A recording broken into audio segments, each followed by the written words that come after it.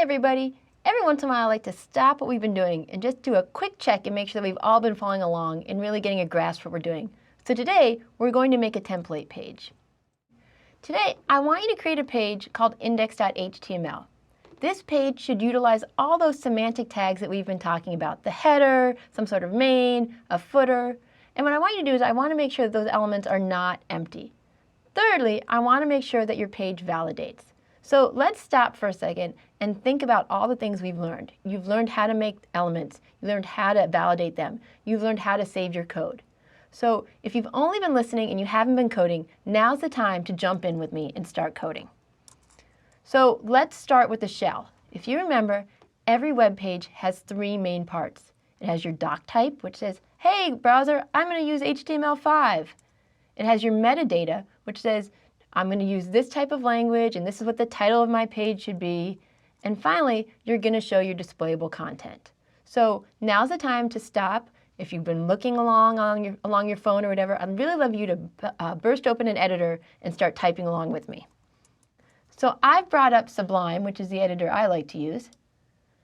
And I'm going to go ahead and start typing in my text. The first thing I wanted to start with was my doc type, which for HTML5 is super easy because it's just doc type. So as long as I can type it correctly, I've got that. The next thing I said I wanted to put in was the head or the metadata. And the tag for that, very simply enough, is head.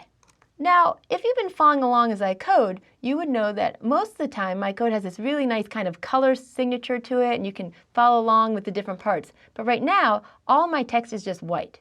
The reason for this is that even though I've begun an HTML file, I haven't told my browser yet that it's an HTML file. It's just any type of text to them. So I'm going to go ahead and save. And what I want to do is I want to call this index.html. The reason for using index.html is that this is a convention known worldwide as this is the main page for my site. So I'm going to go ahead and hit save. And as you can see, the colors have started showing up. So let's go ahead and finish filling in my head element. I'm going to go ahead and put in my end tag right away because otherwise I tend to forget these things. And the two things I want in here are the metadata. Oops, meta.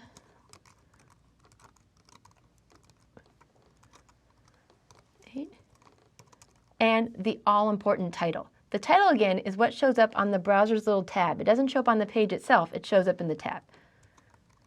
So, and I'm going to say, my first page. Okay, I've gone in and put the head, and now it's time to put in the body of my code, or my displayable content. So I'm going to start with the body tag.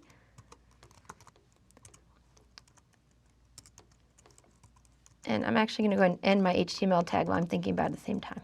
So this is an important step right here where we decide whether we're going to make accessible code or just everyday average code.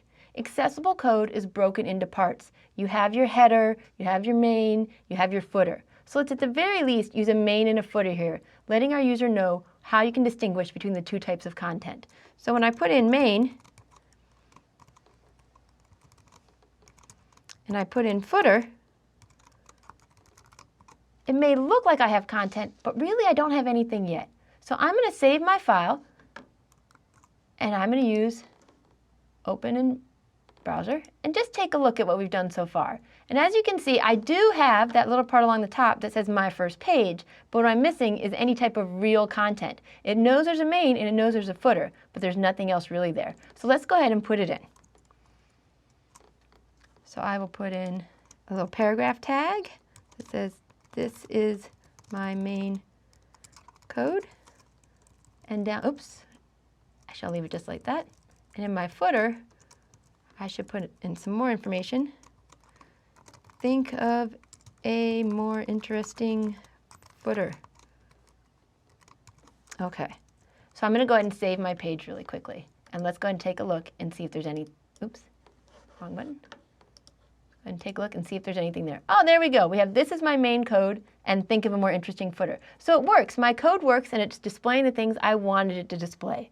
But as I mentioned, one of the things we want to do every time we write code is we want to validate it and make sure we've written good, solid code. So let's take a look. I'm going to open up a new tab, do a validator, and I'm going to do validate by direct input because I haven't actually hosted my code anywhere. So go back to my Sublime, grab all of my code, and put it in here. I'm curious if you guys all noticed the error before I run it through the validator, but let's check. Well, at first you don't really see many messages, but as we scroll our way down, you can see that right away it says the element footer must not appear as a descendant of the footer. Well, that's a kind of weird error for me, but let's take a look at it. So we want to look somewhere along line 10. It also, I'm going to peek just a little bit at the next one where it says end tag for body scene, but they were unclosed elements. So now I know there are two things going on. There's something wrong with my footer and something hasn't been closed. Let's go to line 10. All right, here's my footer. Well, it's unhappy about my footer. Oh, here's another problem. I have footer here and footer here. So even though I had multiple errors, let's see what happens when I just make this one change right here.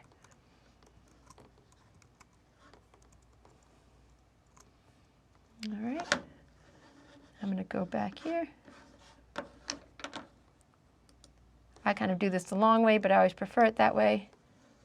Put in my code. Let's check it again. Boom, even though I had a bunch of errors before, everything is gone. So I really hope you've been following along with me. I really hope you've gone in, you've written some code, you've remembered to use those semantic tags such as main, such as footer, and you went back in and you fixed any of the errors that the validator found for you. This is really important. You can't really know HTML5 until you jump in and start coding. So if you've just been following along with me, go ahead, make 2 files, 3 files, 4 files. Have some fun and really play with the tags that confused you the most because that's how you're going to understand them and feel confident about your coding.